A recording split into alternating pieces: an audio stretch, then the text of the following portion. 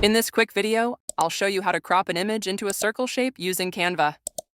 Let's get started. Alright, I already have the picture that I want to crop, and there are two easy ways to do it. The first and simplest method is by using a circle frame. Just go to the Elements tab and search for circle frame.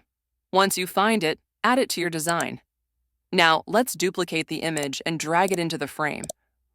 Once it's inside, double-click the image to adjust its size and position so it fits nicely. You can also resize the frame and move it wherever you want on your design. That's it. Your image is now perfectly cropped in a circle shape. By the way, Canva offers many different circle frames, so you can explore and search for a specific look or style that fits your design. Let's try this one.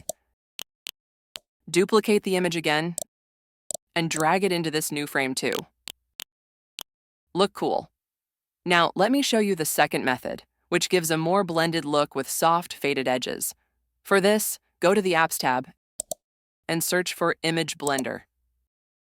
This is a free app in Canva, and you just need to click to install it.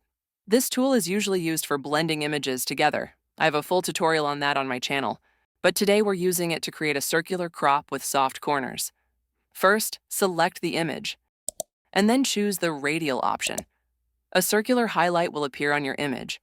You can move it around and place it exactly where you want to crop. You can also adjust the size of the radial area to fit your image better.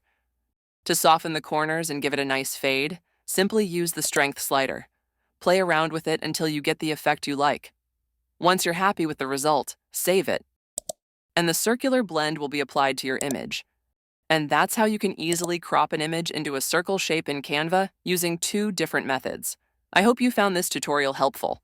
If you did, make sure to give this video a like, and let me know in the comments what you'd like to see in the next video.